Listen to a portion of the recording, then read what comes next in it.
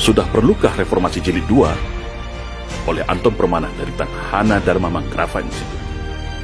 Menurut saya, permasalahan Indonesia hari ini bukan lagi pada siapa presiden, siapa oposisi, bahkan ancaman COVID-19 lagi.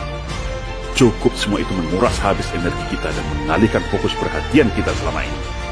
Permasalahan kita hari ini yang paling darurat itu adalah ancaman hilangnya kedaulatan negara yang beralih ke bawah kendali kelompok elit global dan para cukong.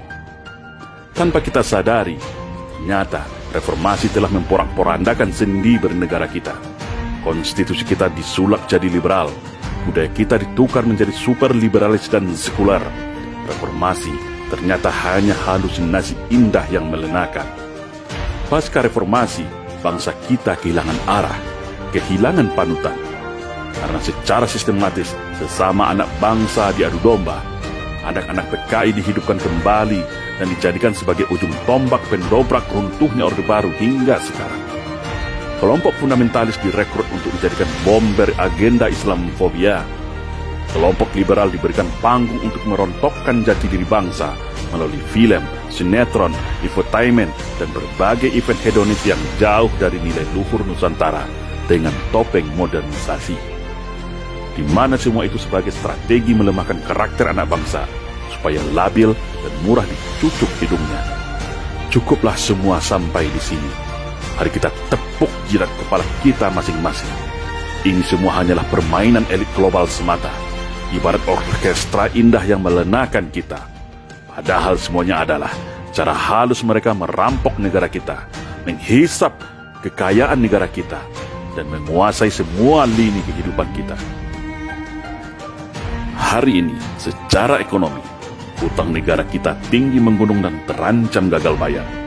Aset vital negara tergadai, BUMN strategis tergadai, infrastruktur utama dan fasilitas yang mengurusi hajat hidup orang banyak terancam diambil alih asing dan asing.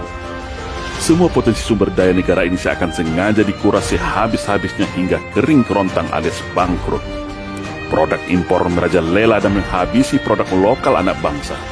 Bahkan, kebutuhan sandang pangan, garam dan sayur mayur pun negara ini bergantung pada impor.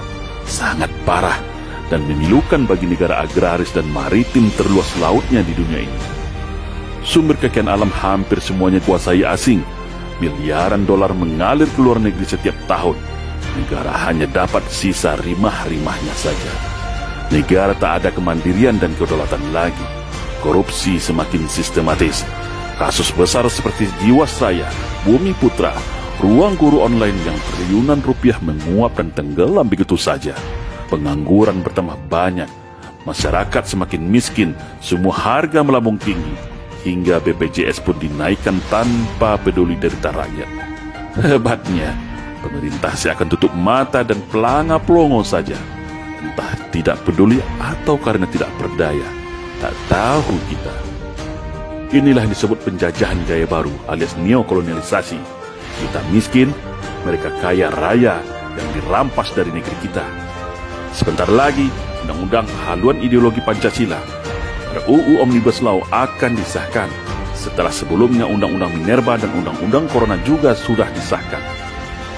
Lihatlah cara mereka memainkan kita. Di saat semuanya lumpuh karena wabah, di saat itulah mereka mengambil kesempatan.